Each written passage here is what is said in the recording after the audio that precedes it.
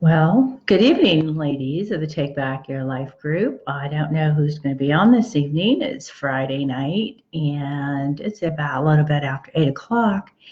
And I had some things that I wanted to share with you. So I'm trying to come on a little more often in the group. And I thought, well, maybe some of you out there aren't out dancing or having dinner or hanging out with your friends. Maybe you're like me tonight and started staying in and staying low and like I like it most times on Friday.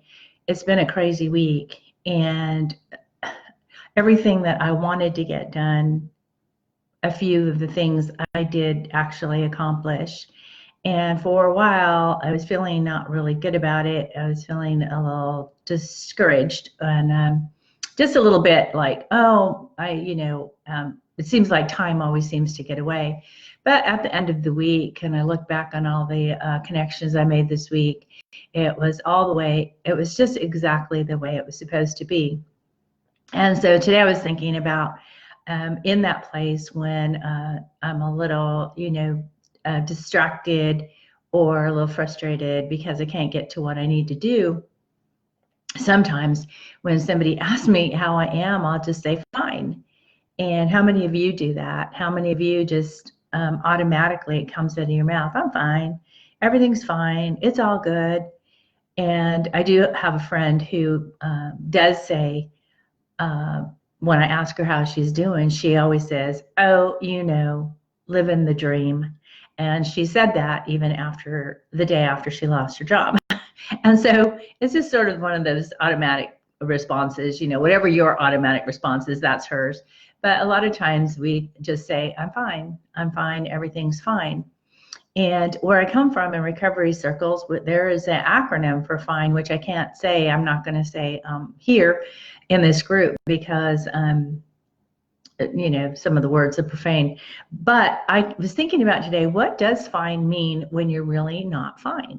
When things are really out of control?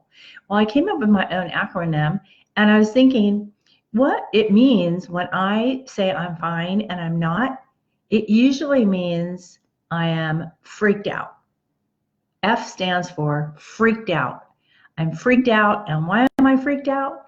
Because I am in overwhelm again, or I am in confusion and chaos, and I'm not getting to what I need to get to, and I'm allowing distractions, and I'm allowing, not setting healthy enough boundaries.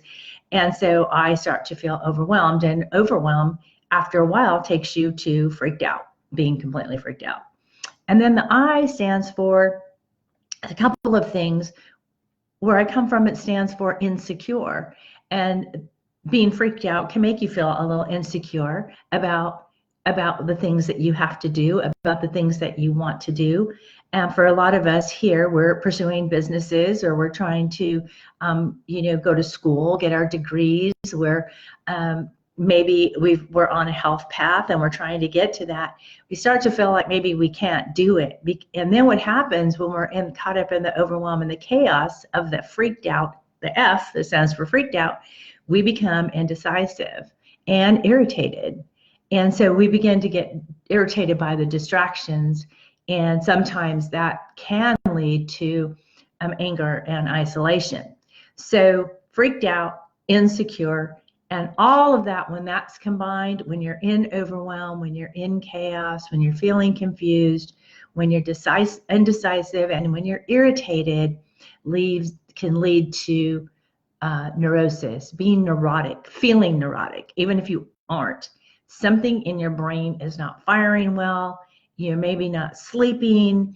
You're thinking, and their thoughts are negative. There isn't any positive. You can't see the light at the end of the tunnel, and everything's dark and you feel like it's always going to be dark. You go to that neurotic state. And then the last thing that all of those things do when you're freaked out, when you're insecure, indecisive, and irritated, when you're feeling neurotic, you are exhausted. You are exhausted from living life on a hamster wheel. You're exhausted from trying to get everything finished. And someone once said, there are no there are no unachievable goals, but there are deadlines that we set for those goals that are not realistic. And so there are always realistic goals, but sometimes our deadlines are not realistic. So we have to back up. And from that life, that becomes life on the hamster wheel. And that's normally who I work with, are women who have been caught up life and on a hamster wheel. They can't seem to get off. And so they aren't taking care of themselves.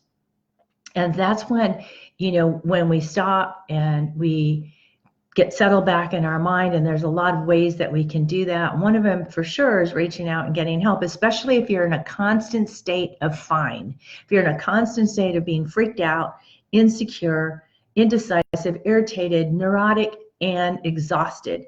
If you're in a chronic state like that, you will go to depression. And that is the time that before that happens, hopefully, that you do reach out to get help. And always depending on God's mercy and his strength and his promise to never leave us wherever we are. God doesn't want to see us in that place. We don't want to see ourselves, and the people that love us don't want to see ourselves in that place of F.I.N.E. But sometimes we have to reach out and we have to get some help.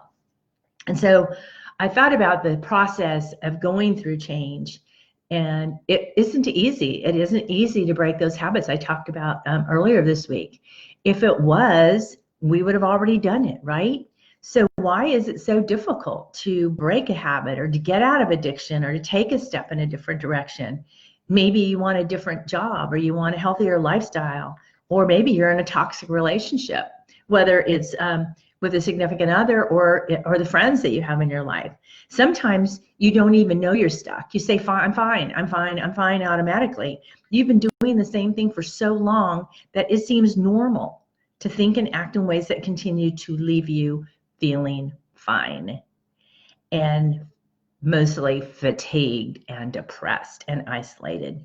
And then all the maladies that come when you're living outside what's important to you.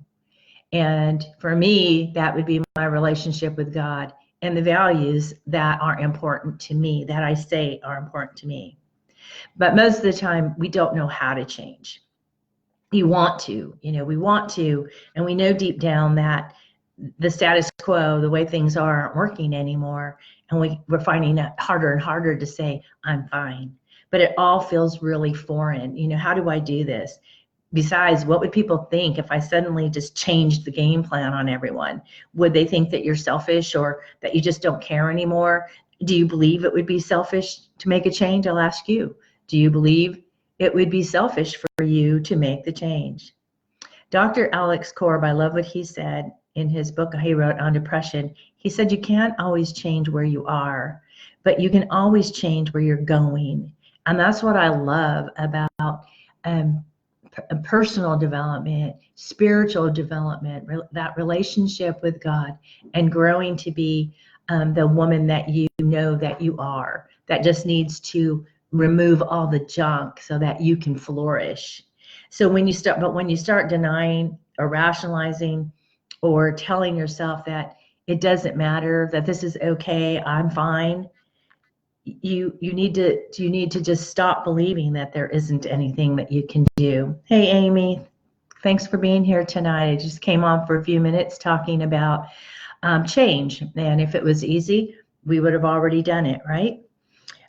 So when you want to start denying or rationalizing or telling yourself what you want doesn't matter, you need to stop believing that there isn't anything you can do. We have a God that loves you, and he can bring it about in you as we just surrender, as we just turn it all over to him.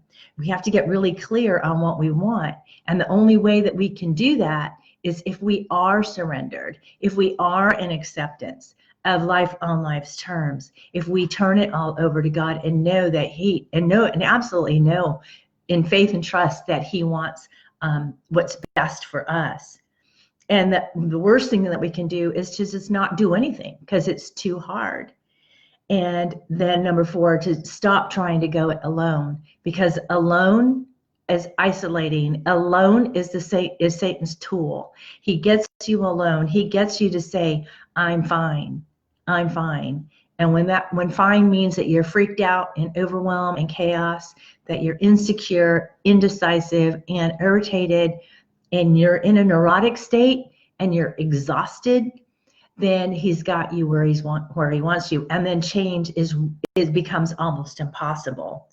You have more control over your life than what you think. You don't have to just give up and give in. The good news is that you have to take an action. And the action that you have to take, I already said, is surrender. You have to surrender it all to God. You have to take that step of faith. And behind that step of faith, which to me, sometimes I feel like faith is a verb, it's an action step.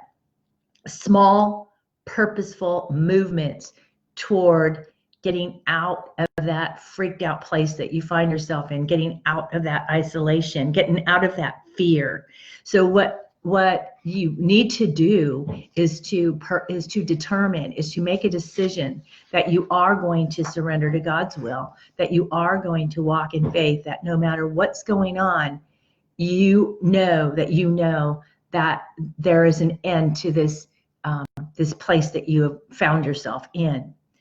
So a lot of that comes from coaching, comes from being in communities like this. I want this community to be a place of where we can support each other. I come on and I talk a lot about what I've went through. I've had major experience. Yes, I have training. Yes, I have education. But the most important thing that I have is experience. I've been down. I've been caught up in addiction. I've gone through divorce. I've looked at bankruptcy. I've lost a home. I have been so many places and at times I wanted to give up. But for God, that said, no, just one little step of faith, like a mustard seed, right? And I love this, that we can pick up anytime we want. We can stay here, or we can say, no, not today. Today I'm going to suit up in my armor and I'm going to show up.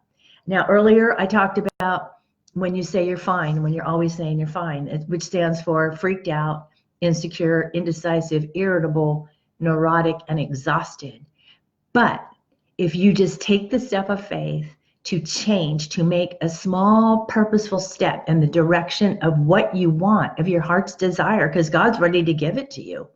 And we just take that one step of faith and action.